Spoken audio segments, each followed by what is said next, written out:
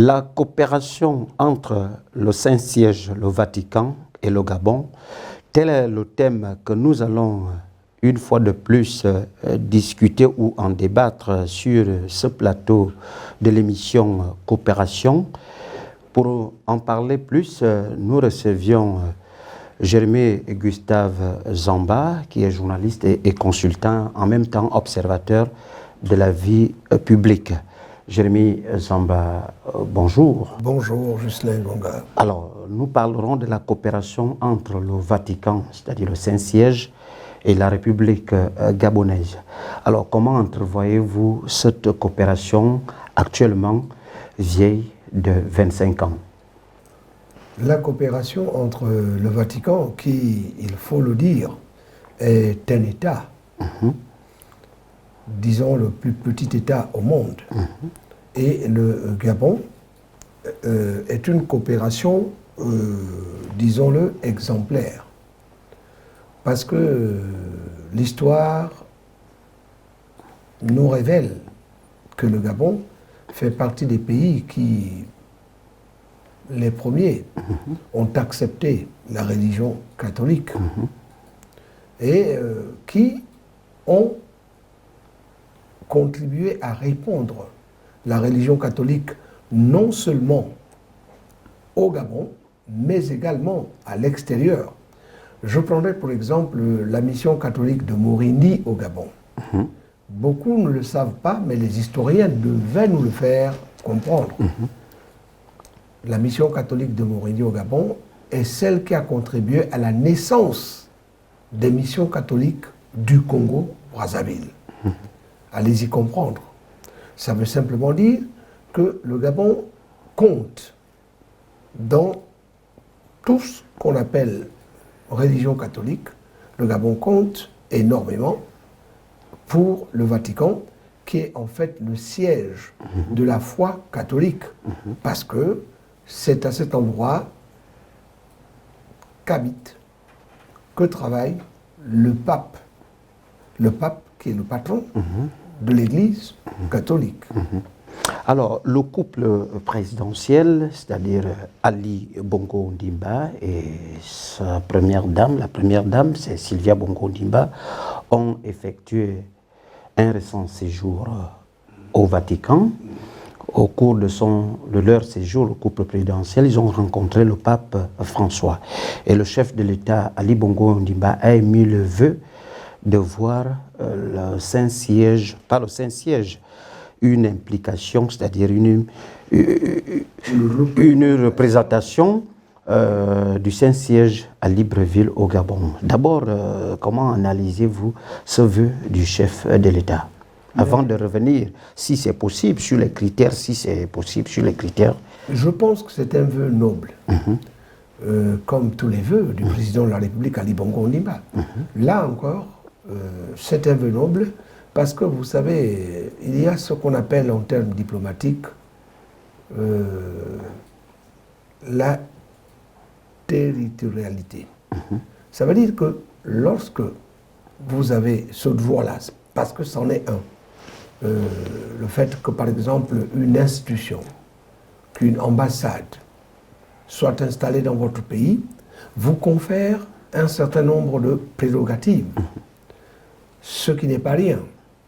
Et vous savez qu'au-delà de tout ce que l'on considère matériellement, il y a la foi. Et la foi est non négligeable parce que tout le monde sait quelle est la place de Dieu. Bon, pour l'instant, est-ce qu'on peut considérer que cette représentation peut être à Libreville? Si oui, quels peuvent être ces critères?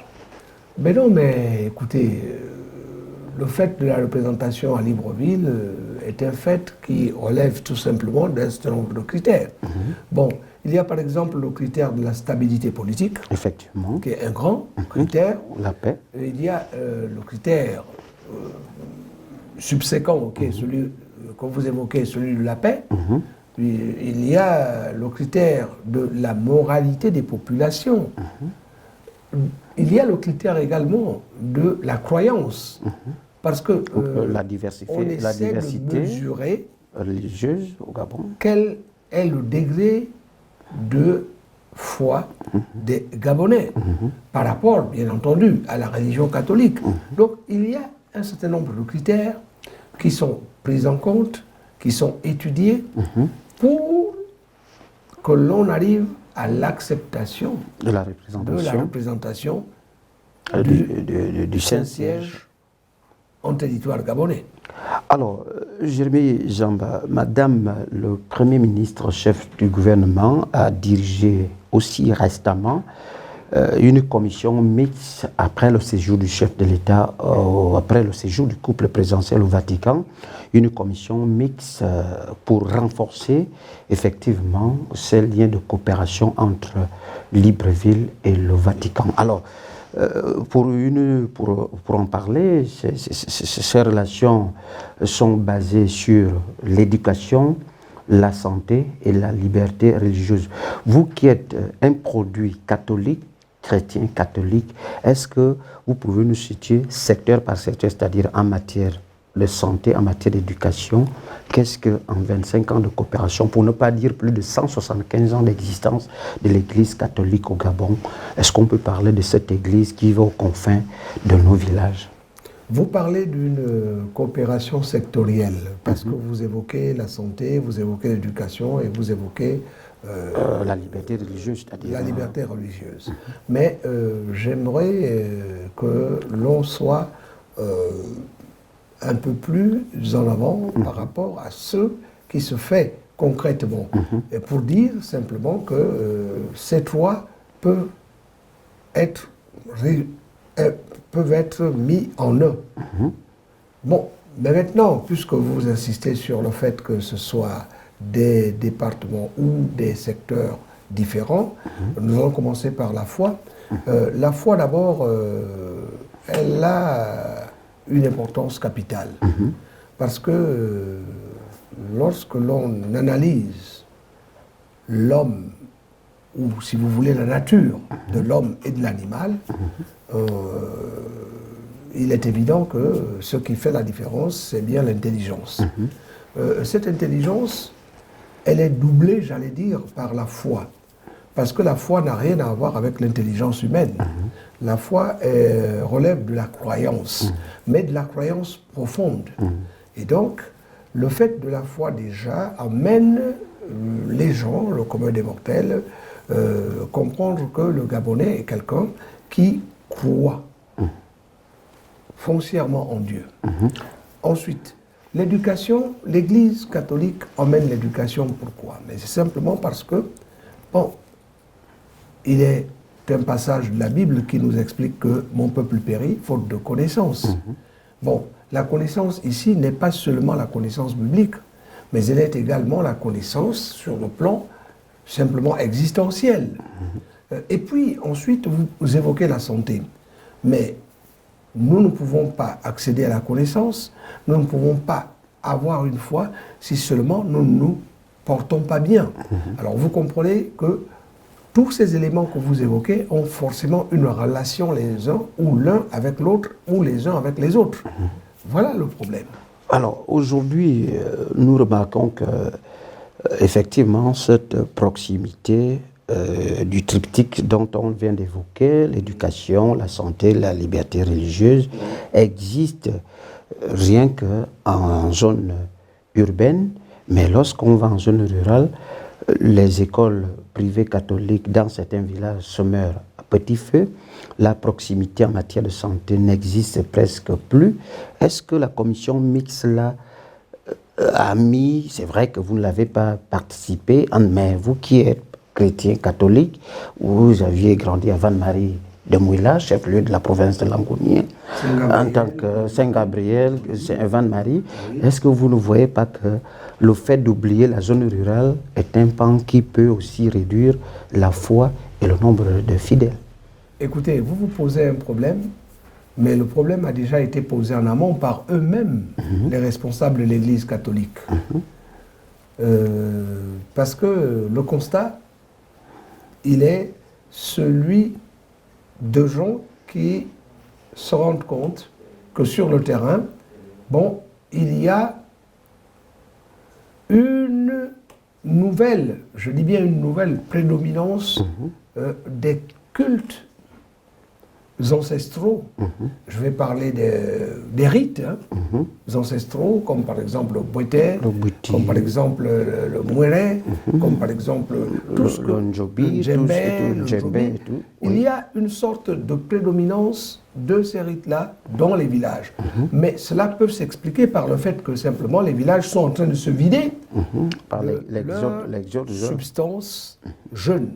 Les jeunes, ils viennent vers les villes pour trouver de l'emploi, pour essayer de s'occuper, pour apprendre.